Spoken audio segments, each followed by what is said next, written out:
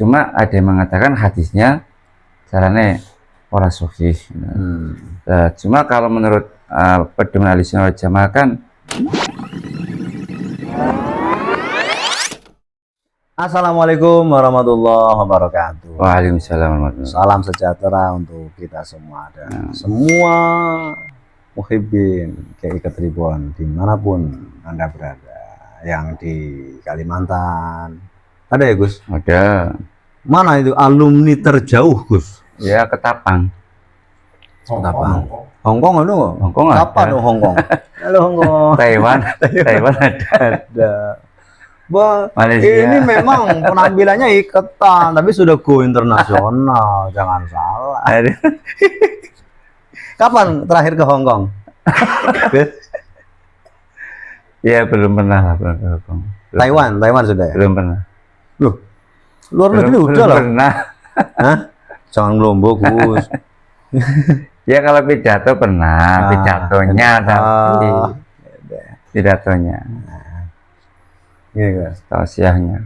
Ini Gus, ada pertanyaan seperti ini. Jadi ada orang yang meninggalkan sholat sudah bertahun-tahun lamanya. Akhirnya dia bertobat dan punya keinginan untuk mengqadha sholat, tapi kan sudah bertahun-tahun gitu kan. Mungkin juga berat ataupun apa, dan mendengar ada amalan di Jumat terakhir di bulan Ramadan, yaitu amalan sholat yang bisa mengqadha sholat, yang beberapa keterangan itu bisa mengqadha sholat 70 tahun lamanya. Itu dinamakan sholat kafarat. Itu bagaimana Gus? Tentang Jadi sholat kafarat. Salat kafarah itu ada sebuah hadis ya, yang mengatakan bahwa barang siapa yang melakukan sholat ini, yang salat kafarah ini di Jumat terakhir setelah sholat Jumat, setelah sholat Jumat, 4 rakaat, 4 rakaat 1 salaman. Berarti tanpa tasyahud. Ya, tasyahud awal, tapi salamnya cuma 1 kali di akhir, kayak sholat zuhur lah. Seperti sholat zuhur. Nah, setiap rakaat itu membaca Fatihah dan surat Al-Qadar 15 kali. Al-Kautsar. Ya, Al-Qadar 15 kali. Terus Al-Kautsar 15 kali. Setiap rakaat. Berarti 4 rakaatnya baca semua. Pada Fatihah, Al-Qadar 15 kali, Al-Kautsar 15 kali. Itu ada yang mengatakan bisa melebur atau menggantikan sholat selama 40 tahun ya, 40. Kemudian ada yang mengatakan bahkan lebih gitu. Jadi ada beberapa pendapat. Itu menurut sebuah hadis riwayat dari sahabat Abu Bakar Siddiq, itu disunahkan. Ya. Cuma ada yang mengatakan hadisnya caranya ora sahih. Cuma kalau menurut pedoman Ahlussunnah wal Jamaah kan, kalau itu untuk fadhil amal, nggak apa-apa mengamalkan hadis yang tidak sahih. Kecuali kalau masalah hukum lah.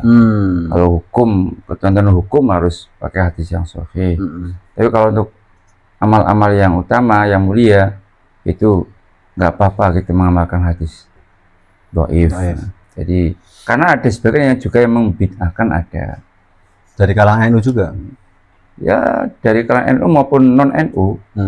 Jadi ada 2 pendapat, ada yang mengatakan itu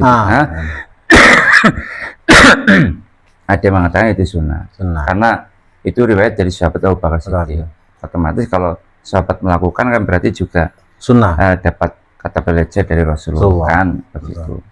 Jadi monggo mau melakukan, mau ngikut pendapat itu juga boleh. Sholatnya 4 rakaat, 1 salaman. Kemudian niat sholat kafaroh itu dilakukan di Jumat terakhir bulan Ramadan setelah sholat Jumat.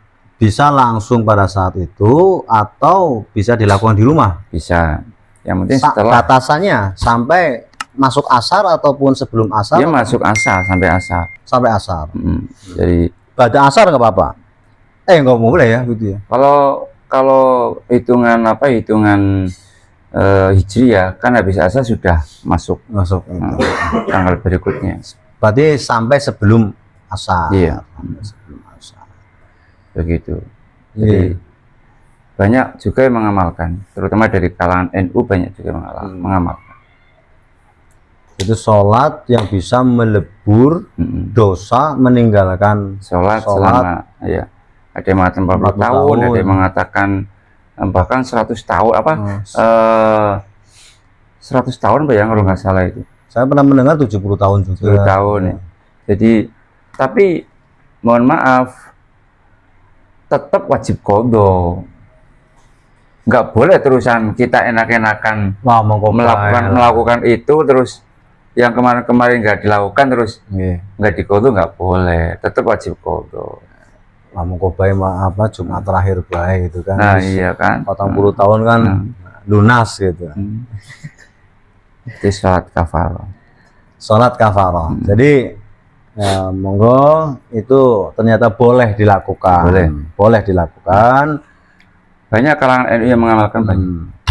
Berarti jadi ada dasarnya. Baca Fatihah, surah Al-Qadarnya 15 kali, surah Al-Kautsarnya 15 kali. Berarti setiap rakaat tuh ya baca. Berarti 4 rakaat baca semua. Semua, bukan hanya 1-2 toh. Kalau zuhur kan sunahnya baca surat kan pada rakaat satu yang dan kedua. Kalau ini semuanya baca. Suratnya baca. Itu dari riwayat Abu Bakar gitu. Abu Siddiq. Jadi ya ini untuk fadhailul a'mal. Tapi tadi juga disebutkan oleh Gus Atik tetap wajib qadha gitu. Nah, wajib qadhanya itu tata caranya Gus. Misalkan kok saya meninggalkan sholat ini 1 tahun gitu. 1 tahun. Berarti apakah saya boleh melakukan subuhnya untuk nambal ataupun mengqadha yang 1 tahun itu ditinggalkan, misalkan subuh 2 kali, zuhur 2 kali. Ya lebih enak begitu. Lebih enaknya begitu. Sehabis sholat lagi lah selama 1 Tapi tahun. yang kedua adalah qadha gitu ya. Yang kedua qadha. Kemarin pernah saya singgung, kalau memang meninggalkannya tanpa uzur itu harus seketika itu. Harus seketika. Ya, cuma kan kita kan karena berbagai macam kesibukan kan, jadi kadang ya daripada tidak sama sekali ya paling enak begitu. Setelah sholat kita sholat lagi. Jadi nanti sudah ada niatan itu, misalkan kok umur kita nggak sampai 1 tahun ya minimal sudah melakukan itu kan, pasti belas kasihnya Gusti Allah lebih jelas. Itu kan sebagai bentuk apa ya, manifestasi tobat dia, dimana Allah sudah menjamin kalau orang bertobat pasti diterima oleh Allah, pasti Allah sangat bahagia dengan orang yang bertobat, melebihi bahagianya orang yang kehilangan benda, kemudian tiba-tiba benda yang hilang itu ketemu. Allah lebih senang itu, lebih senang daripada senangnya orang itu dengan orang yang bertobat. Ada juga mengatakan, misalnya ada orang yang mandul, nggak punya anak, tahunan nggak punya anak kan, bisa kita bayangkan sedihnya kan. Lah kebetulan 15 tahun menikah dia punya anak. Bunganya bunga. Lah Allah lebih bahagia dari orang itu dengan orang yang bertobat.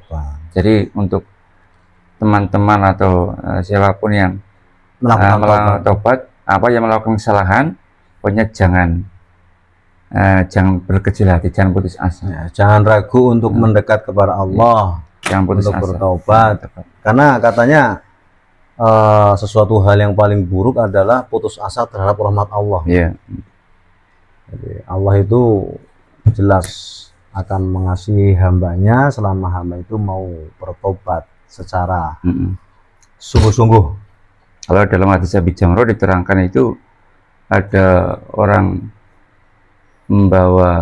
naik onta membawa bekal di padang pasir, kemudian dia terlelap, bangun-bangun itu onta dan barang bekalnya itu hilang. Dia cari kemana-mana nggak ketemu, kemudian saking payahnya dia tertidur lagi kan, bangun tidur tiba-tiba sudah ontanya ada di depannya. Kan bunga reram lah ya. Dan Allah lebih bahagia daripada orang tersebut dengan orang yang bertaubat. Ya, berarti kebungahannya Allah itu melebihi kebungahan sebunga-bunganya manusia bunga gitu. Iya. Betul. Ramadan manfaatkan sebaik-baiknya. Mari kita bertobat. Sholat kafarat yang tadi sudah kita bahas ini sebagai bentuk ikhtiar ya Gus, tapi bukan go andelan. Kon lah mongko bae cuma terakhir tinyo ini lunas. Tapi lebih baik melakukan yang tadi ya Gus, yang sholatnya melakukan sholat 2 kali setiap sholatnya gitu. Terima kasih Gus. Siap. Semoga manfaat untuk kita, untuk semua yang mendengarkan, yang menyaksikan. Semoga bertambah kebaikan untuk kita semua. Ramadan Karim, Ramadan Mubarak. Amin. Assalamualaikum warahmatullahi wabarakatuh. Waalaikumsalam warahmatullahi wabarakatuh.